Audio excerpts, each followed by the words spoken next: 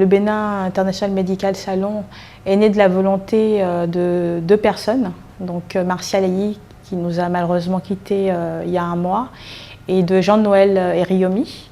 Martial Ayi est membre fondateur du club Perspective Plus, et ça lui tenait à cœur, sur le volet de la santé, de mettre à disposition plusieurs compétences qui, autour de lui, sur le salon, pour aider, à partir de la France, aider les professionnels du médical au Bénin dans un premier temps, puis par la suite dans la sous-région. Nous, on considère qu'il ne faut rien laisser personne de côté et que de partout on peut aider, on peut contribuer en fait à faire en sorte que le public et le privé puissent œuvrer pour la santé de tous au Bénin. BIMS, c'est créer, donner une visibilité à notre pays, le Bénin, pour que le Bénin soit, comme on dit en anglais, the place to be.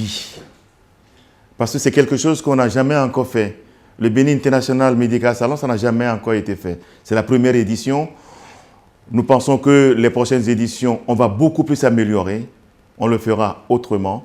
Mais là, on est très heureux déjà d'être à cette première édition. Donc BIMS, pour moi, c'est donner une nouvelle visibilité, apporter quelque chose que j'ai ramené de l'Europe pour notre pays, le Bénin, de concert bien sûr avec les collègues, par exemple la PSSP, pour la plateforme du secteur sanitaire privé, hein, et tout ce monde-là, tout ce collectif qui travaille pour la santé de la population au Bénin parce qu'on en a vraiment besoin.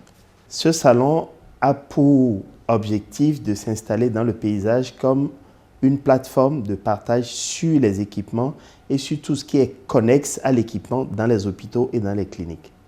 Sur la première édition, nous aurons des fabricants, des distributeurs et nous aurons aussi des éditeurs de logiciels de sécurisation en général de la santé.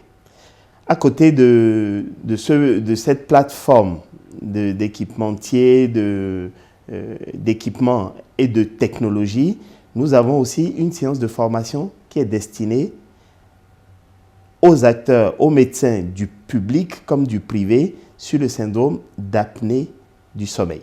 Le syndrome d'apnée du sommeil est une des pathologies les moins connues aujourd'hui en Afrique, même en Occident. Les spécialistes sont rares, mais la prévalence semble très importante en Afrique. L'idée, c'est le développement de la télémédecine. Effectivement, le numérique va apporter beaucoup dans ces pays. D'abord, ça permet d'éviter d'avoir des trop lourds investissements. Parce que l'investissement, ça veut dire quoi? Payer l'investissement, puis après l'entretien de cet investissement.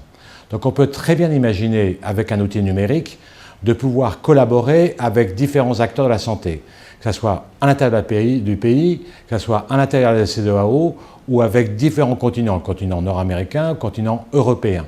Donc il est évident que l'outil numérique va permettre de mettre en communauté tous ces liens forts qui existent entre l'Europe et l'Afrique, bien entendu, de sortir de l'isolement de la pratique médicale et de surtout assurer une sécurité de soins, une sécurité de diagnostic aux patients, parce que c'est l'objectif, c'est le patient, bien entendu.